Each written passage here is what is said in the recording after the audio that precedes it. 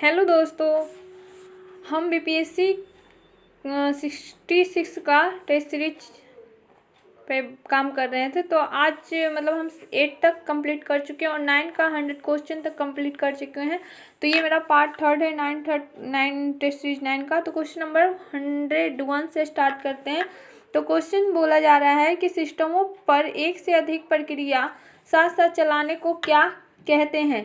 तो इसका 101 का जो आंसर हो जाएगा वो है बी, यानी मल्टी प्रोसेसिंग, यानी जिसमें सिस्टमों पर एक से अधिक प्रक्रिया साथ साथ चलती है इसे मल्टी प्रोसेसिंग कहते हैं। कंप्यूटर में एक समय पर एक से अधिक कार्य को संपादित करने वाले के लिए एक से अधिक सीपीयू की आवश्यकता होती है। सीपीयू कंप्यूटर का मस्तिष्क होता है। असेंबल या प्रोग्राम असेंबली भाषा में लिखे गए प्रोग्राम का अनुवाद मशीनी भाषा में करता है। कंपाइलर या उच्च स्तरीय भाषा में लिखे गए सोर्स प्रोग्राम का अनुवाद मशीनी भाषा में करता है। इंटरप्रेटर एक प्रोग्राम है जो उच्च स्तरीय प्रोग्राम भाषा में लिखित कोड को लाइन बाय लाइन एग्जीक्यूट करता है। वेब ब्राउजर एक सॉफ्टवेयर एप्लीकेशन है। क्वेश्चन नंबर 102 की बात करें तो क्वेश्चन नंबर 102 बोल रहा है मध्यस्थता के माध्यम से विवादों को निपटाने के लिए सर्वोच्च न्यायालय ने कानून का मसौदा तैयार करने एवं कानूनी शुचिता प्रदान करने के लिए समिति का गठन किया है। उसकी अध्यक्षता कौन करेगा। तो 102 का आंसर हो जाएगा ए, यानी मध्यस्थता के माध्यम से विवादों के निपटारे के लिए सर्वोच्च न्यायालय के कानून का मसौदा तैयार करने एवं कानूनी शुचिता प्रदान करने के लिए समिति का गठन किया है, जिसकी अध्यक्षता निरंजन भट्ट करेंगे। सर्वोच्च न्यायालय की स्थापना 28 जनवरी 1950 को मुख्य न्यायाधीश अभी शरद अरविंद बोबड़े हैं। क्वेश्चन नंबर 103 की बात करें तो क्वेश्चन बोल रहा है निम्न में से क्या राष्ट्रीय जनतांत्रिक गठबंधन एनडीए सरकार द्वारा शुरू की गई स्कीम योजना नहीं है। तो ये तो सबको पता है कि मनरेगा नहीं है। क्वेश्चन नंबर 103 की बात करें तो इसका आंसर हो जाएगा बी। क्वेश्चन नंबर 104 की बात करें तो ये बोल रहा है लाइकेन के अधिकांश पॉइंट किससे संबंधित होते हैं। तो 104 का आंसर हो जाएगा बी, यानी लाइकेन के अधिकांश पॉइंट एस्कोमाइसिट से संबंधित होते हैं। लाइकेन एक प्रकार के मित्र जीव हैं जो कि एक कवक तथा शैवाल की एक दो जातियों के सहचर्य के परिणाम स्वरूप बनते हैं। लाइकेन के घटक को माइकोवाइंट कहते हैं। अधिकांश लाइकेन वाइंट एस्कोमाइटिस तथा शैवाल की जातियों द्वारा निर्मित होते हैं। कुछ लाइकेन जैसे सिस्टेरिया आइसलैंडिका तथा डर्मोटोकोपिन मिनिएटम, जिन्हें स्टोन मशरूम कहते हैं, जो खाने के काम आते हैं। सल्फर डाइऑक्साइड की सूक्ष्म मात्राओं का इनकी वृद्धि पर भी लाइकेन पर दुष्प्रभाव पड़ता है, अतः ये वायु प्रदूषण के अच्छे सूचक होते हैं। क्वेश्चन नंबर 105 की बात करें तो ये बोल रहा है निम्नलिखित में से किस में खुला नाड़ी संबंधित तंत्र होता है। तो 105 का आंसर हो जाएगा बी या डी, यानी कॉकरोच में खुला नाड़ी संबंधित तंत्र होता है। कॉकरोच आर्थ्रोपोडा संघ का जंतु है। कॉकरोच राष्ट्रीय सर्वाहारी जंतु है। कॉकरोच में हीमोग्लोबिन विहीन खुला रुधिर परिसंचरण तंत्र यानी खुला नाड़ी तंत्र पाया जाता है, जिसका प्रमुख कार्य अवशोषित पोषक पदार्थों का वितरण है। कॉकरोच में उत्सर्जी अंग मैलपीधी नीलिकाएं होती है। कॉकरोच के हृदय कक्षों की संख्या 13 होती है। क्वेश्चन नंबर 106 की बात करें तो ये बोल रहा है गर्म तथा ठंडी समुद्री धाराएं किसके कारण चलती है। तो 106 का आंसर हो जाएगा ई, यानी गर्म तथा ठंडी समुद्री धाराएं का उपरोक्त में से एक से अधिक कारण निम्न अक्षांशों में उष्ण कटिबंधों से उष्ण समशीतोष्ण और उपद्रवीय कटिबंध की ओर बहने वाले जलधाराओं को गर्म जलधारा कहते हैं। गर्म जलधारा प्रायः भूमध्य रेखा से ध्रुवों की ओर चलती है। उच्च अक्षांशों से निम्न अक्षांशों की ओर बहने वाली जलधारा को ठंडी जलधारा कहते हैं। ठंडी जलधारा प्रायः ध्रुवों से भूमध्य रेखा की ओर चलती है। उत्तरी गोलार्ध की जलधाराएं अपने दाईं ओर तथा दक्षिणी गोलार्ध की जलधाराएं अपनी बाईं ओर प्रवाहित होती है। ऐसे कार्योलिस बल के प्रभाव के कारण होता है। सागर तल की विशाल जलराशि की एक निश्चित दिशा में होने वाली सामान्य गति को महासागरीय धारा कहते हैं। ठंडी व गर्म समुद्री धाराओं के चलने के निम्न कारण है, जैसे कि पृथ्वी का घूर्णन है, फेल के नियमानुसार प्रचलित पवनें हैं, समुद्री जल के घनत्व परिवर्तन है। अधिक खारे जल का घनत्व अधिक होता है, जबकि कम खारेपन का घनत्व कम रहता है। अधिक घनत्व वाला जल नीचे बैठ जाता है, फलस्वरूप अपने घनत्व को समान रखने के लिए कम घनत्व के स्थानों की ओर बहता है, जिसमें धाराओं की उत्पत्ति होती है। क्वेश्चन नंबर 107 की बात करें तो क्वेश्चन कह रहा है मराठा साम्राज्य का दूसरा संस्थापक किसे माना जाता है। तो 107 का आंसर हो जाएगा सी, यानी बालाजी विश्वनाथ। बालाजी विश्वनाथ को मराठा साम्राज्य का द्वितीय संस्थापक माना जाता है। वर्ष 1713 में इन्हें शाहू ने पेशवा के पद पर नियुक्त किया। इनकी मुख्य सफलता वर्ष 1719 में मुगल बादशाह की ओर से सैयद हुसैन अली द्वारा की गई संधि थी, जिसके अंतर्गत मुगल बादशाह ने शाहू को महाराष्ट्र और उसके विविध प्रदेशों का स्वामी बना दिया और दक्षिण भारत के 6 सूबों से चौथ और सरदेश मुखी वसूलने का अधिकार दिया। रिचर्ड टेम्पल ने इस संधि को मराठों का मैग्ना कार्टा कहा। बालाजी विश्वनाथ के बाद इनके परिवार में पेशवा का पद वंशानुगत हो गया। बाजीराव वन महानतम पेशवा थे। माधव नारायण राव मराठा की खोई हुई शक्ति को पुनः वापस लाया। मराठा राज्य के संस्थापक शिवाजी थे। क्वेश्चन नंबर 108 की बात करें तो ये बोल रहा है क्वेश्चन, भारत में ऋण नियंत्रण किसके द्वारा किया जाता है? तो 108 का आंसर हो जाएगा बी, यानी भारत में ऋण नियंत्रण भारतीय रिजर्व बैंक द्वारा किया जाता है। बैंकों को अपने पास जमा धन का कुछ निश्चित भाग रिजर्व बैंक के पास नकद के रूप में जमा रखना अनिवार्य है, जिसे CRR कहा जाता है, यानी नकद आरक्षण अनुपात, कैश रिजर्व रेशियो। इस अनुपात में वृद्धि करने पर बैंकों को अपेक्षाकृत अधिक राशि रिजर्व बैंक के पास आरक्षित रखनी होती है, जिससे उनके पास नकद कोष में कमी हो जाती है, जिसके चलते उनकी ऋण प्रदान की क्षमता भी कम हो जाती है तथा अनुपात में कमी करने पर बैंकों की ऋण प्रदान करने की क्षमता बढ़ जाती है। इस प्रकार के उपायों द्वारा रिजर्व बैंक ऋण नियंत्रण करता है। सर्वाधिक आरक्षित अनुपात भी ऋण नियंत्रण को प्रभावित करता है। क्वेश्चन नंबर 109 की बात करें तो ये बोल रहा है भारत में सिक्के कहाँ कहाँ गढ़े जाते हैं? तो 109 का आंसर हो जाएगा डी, यानी भारत में सिक्के मुंबई, कोलकाता, हैदराबाद और नोएडा में गढ़े जाते हैं। सिक्कों का उत्पादन करने के लिए भारत सरकार की 4 है, मुंबई, कोलकाता, हैदराबाद, नोएडा। मुंबई व कोलकाता की टकसाल सिक्कों के अलावा विभिन्न प्रकार के पदकों, मेडल का भी उत्पादन किया जाता है। Currency press note Nashik, Maharashtra तथा बैंक नोट प्रेस देवास में स्थित है, यानी मध्य प्रदेश। क्वेश्चन नंबर 110 की बात करें तो ये बोल रहा है जिस प्रघटना ने प्रकाश के अनुप्रस्थ स्वरूप को स्थापित किया वो प्रघटना क्या है? तो 110 का आंसर हो जाएगा ए, यानी ध्रुवीकरण। क्वेश्चन नंबर 111 की बात करें तो ये बोल रहा है दामोदर वैली कॉर्पोरेशन क्या है? तो 111 का आंसर हो जाएगा ए, यानी एक सांविधिक निकाय है। DVC की स्थापना संसद के द्वारा बनाए गए कानून के अधीन किया गया, यानी Damodar valley corporation. DVC Bharat का प्रथम बहुउद्देशीय नदी घाटी परियोजना है। दामोदर वैली कॉर्पोरेशन की स्थापना वर्ष 1948 में की गई थी। यह एक सांविधिक निकाय है। इसकी स्थापना USA की टेनेंसी घाटी परियोजना के आधार पर की गई थी। दामोदर घाटी परियोजना स्वतंत्र भारत की प्रथम बहुउद्देशीय परियोजना है। दामोदर नदी छोटा नागपुर की पहाड़ियों से निकलकर पश्चिम बंगाल में हुगली नदी से मिल जाती है। इसमें तिलैया, कोनार, मैथान, पंचेत पहाड़ी, बोकारो, बाल पहाड़ी, बर्मी तथा दुर्गापुर नामक 8 बांध बनाए गए हैं। क्वेश्चन नंबर 112 की बात करें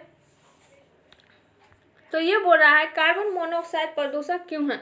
तो इसका आंसर हो जाएगा बी, यानी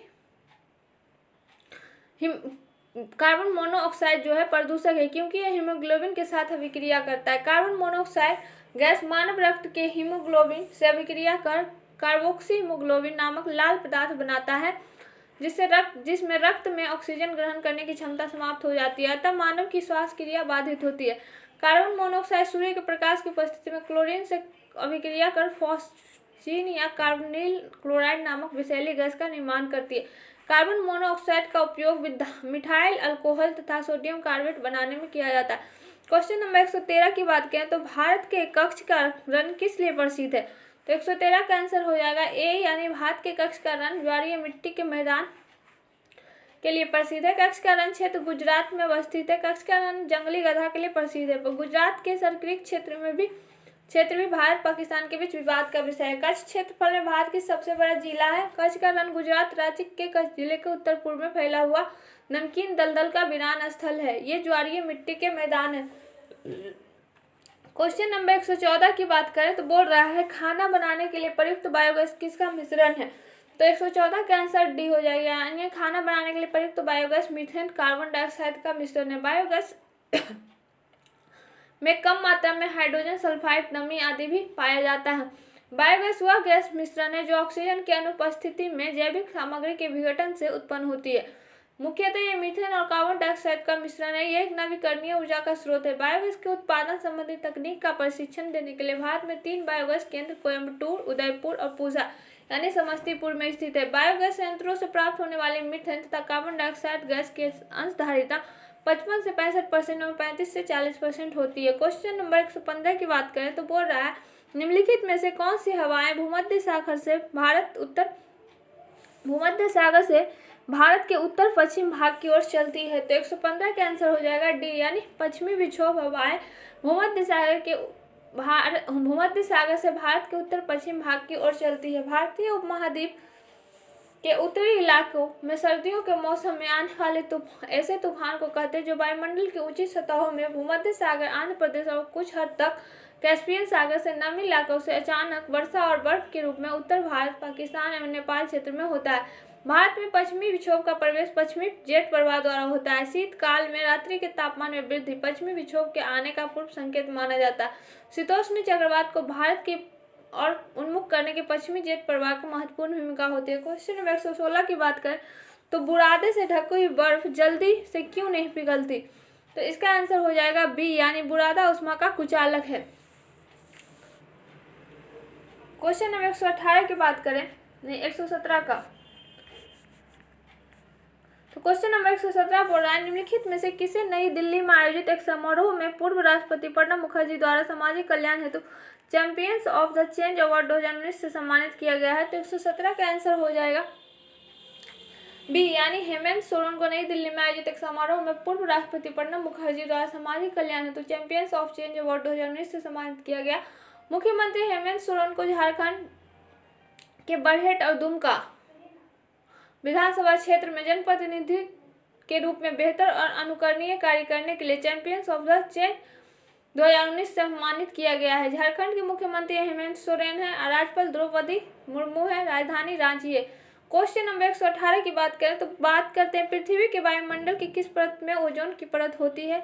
तो इसका आंसर हो जाएगा बी, यानी पृथ्वी के वायुमंडल के समताप मंडल में ओजोन की परत होती है। समताप मंडल की ऊपरी परत में O3 परत पाया जाता है। समताप मंडल क्षोभ मंडल के ऊपर पाया जाता है। यह मंडल मौसमी घटनाओं से मुक्त होता है, इसलिए यह वायुयान चालकों के लिए उत्तम मंडल है। इन मंडल की महत्वपूर्ण विशेषता यह है कि इसमें ओजोन परत पाई जाती है। ओजोन परत सूर्य से निकलने वाली पराबैंगनी किरणों को सोख लेती है। मध्य मंडल की बात करें तो समताप मंडल के ऊपर पाया जाता है, इसमें तापमान ऊंचाई के साथ घटता जाता है। क्षोभ मंडल वायुमंडल में सबसे नीचे का स्तर है। समस्त मौसमी परिवर्तन इसी स्तर में होते हैं। जैविक क्रिया के लिए यह स्तर सबसे महत्वपूर्ण है। आयन मंडल मध्य मंडल के ऊपर पाया जाता है। इस मंडल में विद्युतीय एवं चुंबकीय घटनाएं घटित होती है। इस मंडल से सभी प्रकार की रेडियो तरंगें परिवर्तित होती है। क्वेश्चन नंबर 119 की बात करें तो निम्नलिखित में से कौन सी खरपतवार औद्योगिक बहिर्स्राव से होने वाले जल प्रदूषण को नियंत्रित कर सकती है? तो 119 का आंसर हो जाएगा डी, यानी पार्थेनियम खरपतवार औद्योगिक बहिर्स्राव से होने वाले जल प्रदूषण को नियंत्रित कर सकती है। गाजर घास पार्थेनियम उष्णकटिबंधीय अमेरिकी मूल का शाकीय पौधा है। भारत में इसका आगमन अमेरिका तथा मैक्सिको से आयातित गेहूं की विभिन्न प्रजातियों से हुआ है। यह खरपतवार की तरह है जो फसलों को नुकसान पहुंचाता है।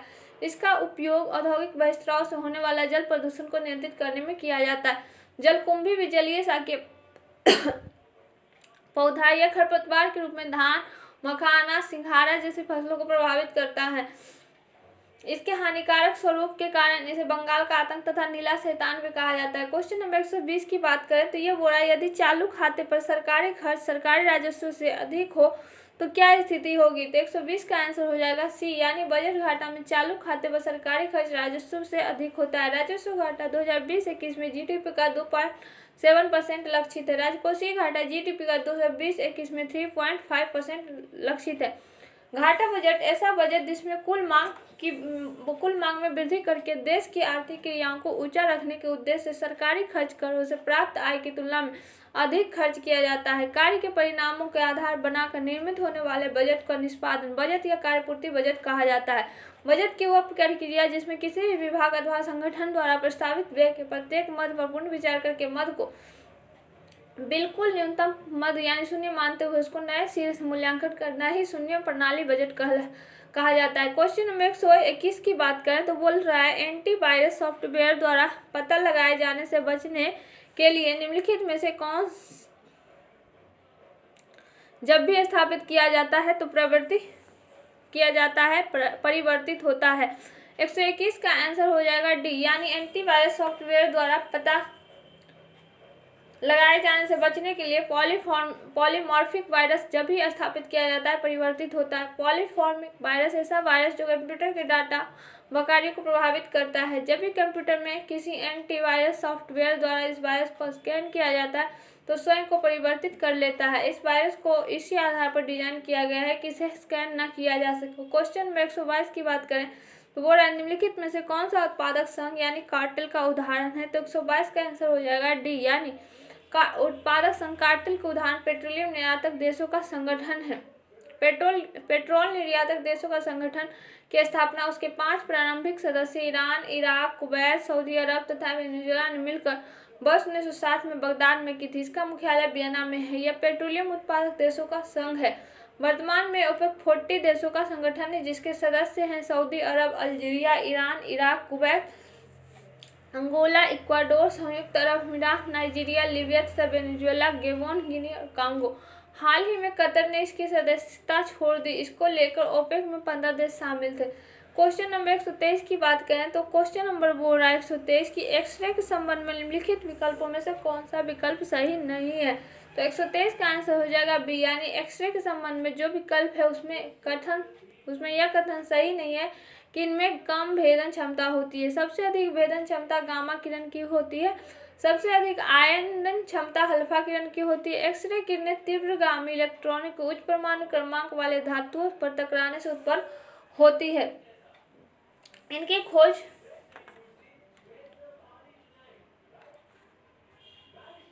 रोएंटजन ने की थी, इसलिए इन्हें रोजन किरण भी कहा जाता है। इनकी भेदन क्षमता गामा किरणों से कम होती है।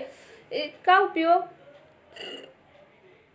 परमाणु के भीतरी इलेक्ट्रॉन की कोश की संरचना जानने, टूटी हुई हड्डियों और फेफड़ों का रोगों का पता लगाने के लिए किया जाता है। क्वेश्चन नंबर 124 की बात करें तो वो रहा है अपशिष्ट यानी सीवेज जल क्या है।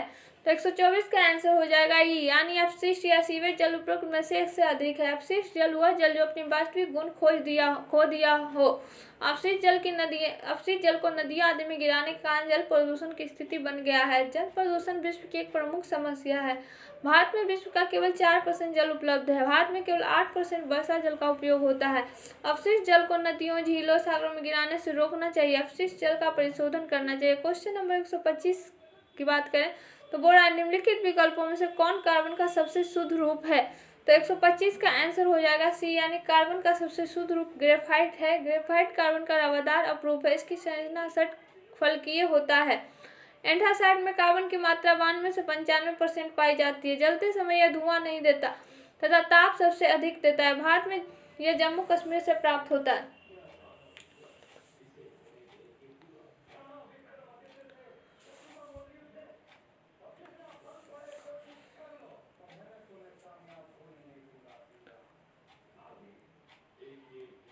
कोयले के 4 प्रकार निम्नलिखित है। एंथ्रासाइट, बिटुमिनस, लिग्नाइट और पीट। क्वेश्चन नंबर 126 की बात करें तो ये बोल रहा है एस्परजिलस के लैंगिक जनन अंग कौन से हैं। तो 126 का आंसर हो जाएगा बी यानी एस्परजिलस के लैंगिक जनन अंग पुंधानी और एस्कोधानी है। एस्परजिलस शीशे के समान पेंट, प्रकाश उपकरण आदि को भी हानि पहुंचाता है। इसकी लगभग 200 प्रजातियां।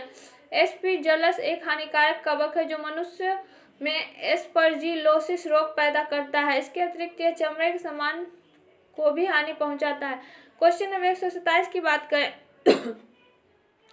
तो समुद्र की एक चौड़ी उपखाड़ी प्रवेश मार्ग को आकार में अवतल हो क्या कहलाती है। तो 127 का आंसर हो जाएगा बी। समुद्र की एक चौड़ी उपखाड़ी यानी प्रवेश मार्ग जो आकार में अवतल हो तो खाड़ी कहलाती है। जब दो किनारा स्थल से घिरा होता है तब एक तरफ टापू होता है, दूसरी तरफ का मुहाना समुद्र से मिला हो तो उसे बे कहा जाता है। जलमंडल का वह भाग जो 3 तरफ जल से घिरा हो और एक तरफ महासागर से मिला हो तो समुद्र कहलाता है।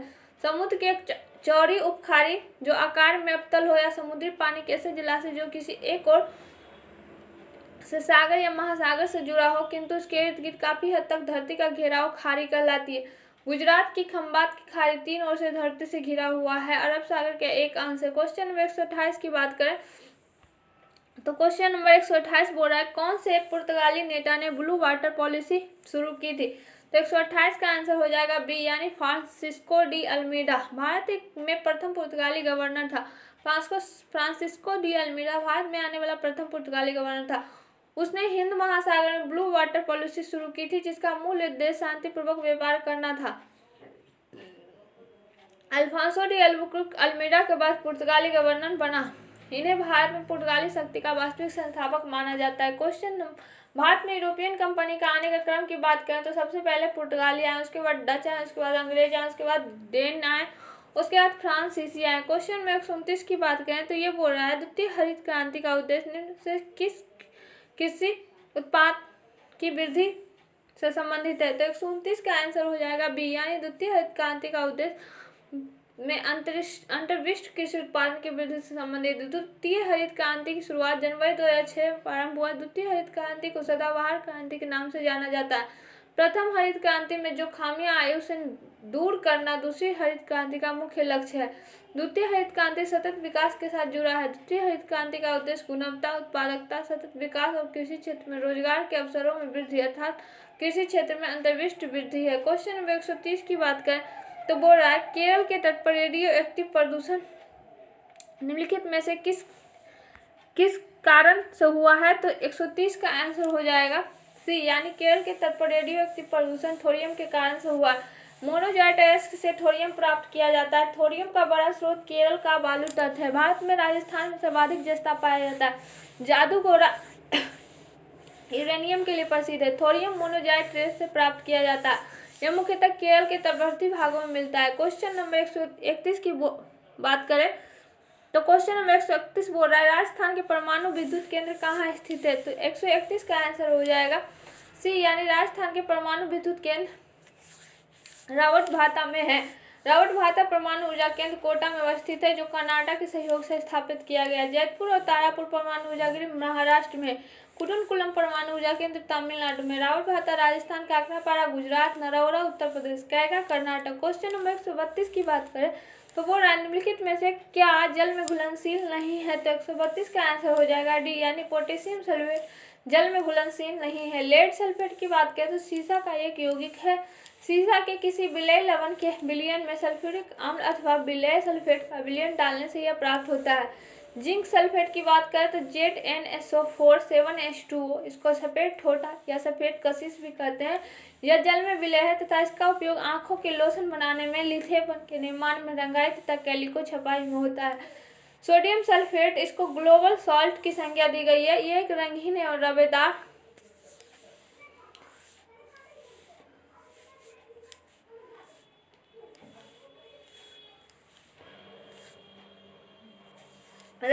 ठोस पदार्थ है तथा जल में विलय। इसका उपयोग कांच उद्योग, कागज उद्योग आदि में किया जाता है। पोटेशियम सल्फेट एक अकार्बनिक यौगिक है। पोटेशियम सल्फेट का अणु सूत्र K2SO4 है। पोटेशियम परमाणु संख्या 19। पोटेशियम का परमाणु संख्या जो 19 है। पोटेशियम को चाकू से काटा जा सकता है, सोडियम को भी काटा जा सकता है। क्वेश्चन नंबर 133 की बात करें तो 133 बोल रहा है कितनी भारतीय भाषाओं में सर्वोत्तम लेखन के लिए साहित्य अकादमी पुरस्कार दिए जाते हैं। तो इसका आंसर हो जाएगा डी यानी 24 भारतीय भाषाओं में सर्वोत्तम लेखन के लिए साहित्य अकादमी पुरस्कार दिए जाते हैं। ज्ञानपीठ पुरस्कार भारत का सर्वोच्च साहित्य पुरस्कार है। ज्ञानपीठ पुरस्कार 1965 ईस्वी से दिया जाता है।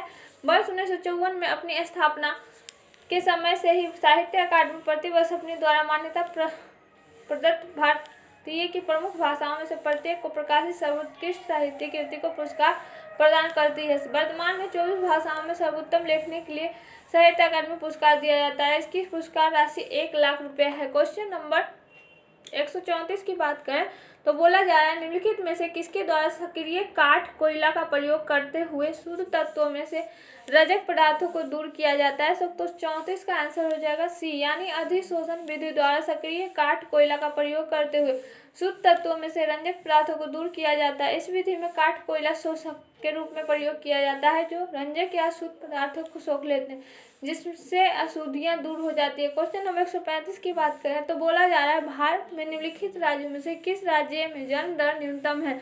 तो क्वेश्चन नंबर 135 का आंसर हो जाएगा डी यानी भारत में केरल राज्य में जन्म दर न्यूनतम है। केरल में जन्म दर 9.43% है। केरल में शिशु मृत्यु दर सबसे कम है। केरल का लिंगानुपात भारत में सर्वाधिक है।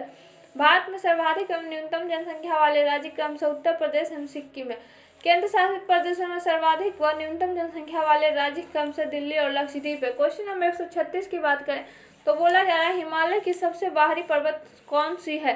136 का आंसर हो जाएगा बी, यानी हिमालय की सबसे बाहरी पर्वत श्रेणी शिवालिक है। शिवालिक हिमालय की सबसे बाहरी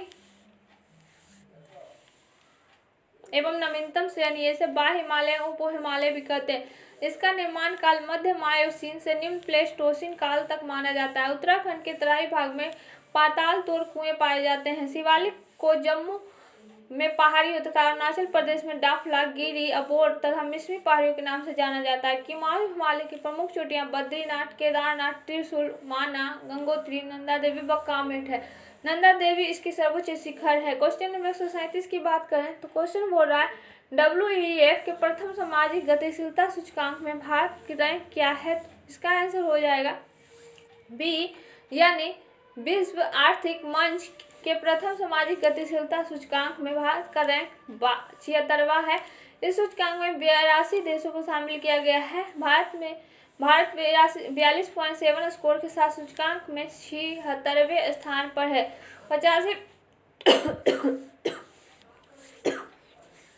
85.2 के सामाजिक गतिशीलता स्कोर के साथ डेनमार्क जारी सूचकांक में शीर्ष स्थान पर है। इसके बाद क्रमशः नॉर्वे और फिनलैंड है। ग्लोबल सोशल मोबिलिटी इंडेक्स 2020 में जो है वर्ल्ड इकोनॉमिक फोरम विश्व आर्थिक मंच द्वारा जारी किया गया है। विश्व आर्थिक मंच की बात करें तो यह एक गैर लाभकारी संस्था यानी NGO है। इसकी स्थापना 1971 में हुआ। मुख्यालय जेनेवा स्विट्जरलैंड में CO क्लास एवं स्वाब है। क्वेश्चन नंबर 138 की बात करें तो बोल रहा है निम्नलिखित में से कौन सी बाहरी स्टोरेज डिवाइस नहीं है। तो 138 का आंसर हो जाएगा सी, यानी रैम जो है वो बाहरी स्टोरेज डिवाइस नहीं है। रैम एक आंतरिक स्टोरेज डिवाइस है। CD-ROM, DVD-ROM, पेन ड्राइव वह स्टोरेज डिवाइस है। रैम का पूरा नाम है रैंडम एक्सेस मेमोरी। रैम को मेन मेमोरी या प्राथमिक मेमोरी भी कहते हैं। रैम में CPU द्वारा वर्तमान में किए जा रहे कार्यों का डाटा और निर्देश स्टोर रहते हैं। रैम मेमोरी CPU का भाग होती है। चुंबकीय तेज पर प्रकाशीय डिस्क भी स्टोरेज डिवाइस है। क्वेश्चन नंबर 139 की बात करें तो क्वेश्चन नंबर 139 बोल रहा है निम्नलिखित में से किससे पौधों में खाद्य पदार्थ और अन्य तत्वों का वहन होता है। तो 139 का आंसर हो जाएगा ए, यानी फ्लोएम, जिसे हिंदी में पोषवा कहते हैं। पौधों से खाद्य पदार्थों और अन्य तत्वों का वहन करता है। फ्लोएम एक संवहन उत्तक है। फ्लोएम और जाइलम जटिल अस्थायी उत्तक है। जाइलम जल के संवहन में प्रमुख भूमिका अदा करता है। रसारोहण की क्रिया में जाइलम के भीतर से होती है। यह पत्तियों द्वारा तैयार भोज्य पदार्थों को पौधों के मध्य विभिन्न भागों तक पहुंचाता है। यह एक संचयक उत्तक है। यह चालनी नलिकाएं सहकोशिकीय हैं। फ्लोएम तंतु फ्लोएम मृदुतक का बना होता है। क्वेश्चन नंबर 140 की बात करें तो बोला जा रहा है कि जनसंख्या की जनगणना के संदर्भ में लिंग अनुपात शब्द का अर्थ क्या है। तो इसका आंसर हो जाएगा 1000 पुरुषों पर स्त्रियों की संख्या या महिलाओं की संख्या। तो इसका आंसर 40 का हो जाएगा आंसर बी। क्वेश्चन नंबर 181 की बात करें तो अब मैथ आ जाता है। तो बात 141 की बात करें तो अब मैथ आ जाता है। तो मैथ में बात करते हैं त्रिभुज ABC में त्रिभुज एक ABC बना लीजिए। उसमें OB तथा OC क्रमशः कोण B तथा कोण C के द्विभाजक हैं। BAC यानी BAC ऊपर वाला BAC एक 60 डिग्री हो तो कोण BOC का मान क्या होगा। तो 90 + 60/2 यानी 90 + 30 120 डिग्री आंसर होगा। क्वेश्चन नंबर 142 की बात करें तो बोल रहा है cot θ बराबर 4 है तो 5 sin θ + 3 cos θ 5 sin θ - 3 cos θ का मान क्या होगा। तो cos θ बराबर 4 है तो 142 की बात करें तो 5 sin θ + 3 cos θ 5 sin θ - 3 cos θ को तोड़ लीजिए। sin θ को बाहर लाएंगे तो 5 + 3 cos बाई sin हो जाएगा। फिर sin θ बाहर लाएंगे 5 - 3 cos बाई sin हो जाएगा। तो 5 + 3 cot θ 5 - 3 cot θ। cot θ का मान दिया हुआ है 4 तो -17/7 आंसर आ जाएगा। क्वेश्चन नंबर 143 की बात करें तो इसका आंसर, ये तो रीजनिंग है, इसका आंसर हो जाएगा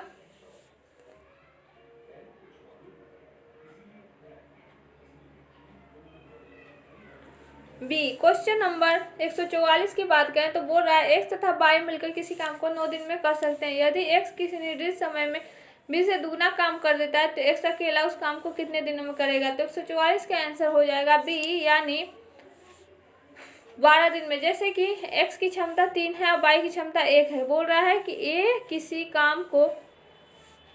ए बाई मिलकर किसी काम को 9 दिन में कर सकती है। यदि ए किसी निर्दिष्ट समय बी से तिगुना, तो बी का मान लीजिए 1 है तो एक्स जो है वो 3 गुना है, तो कुल कार्य कुल क्षमता प्लस कुल समय 3 + 1 4 × 9 यानी 36।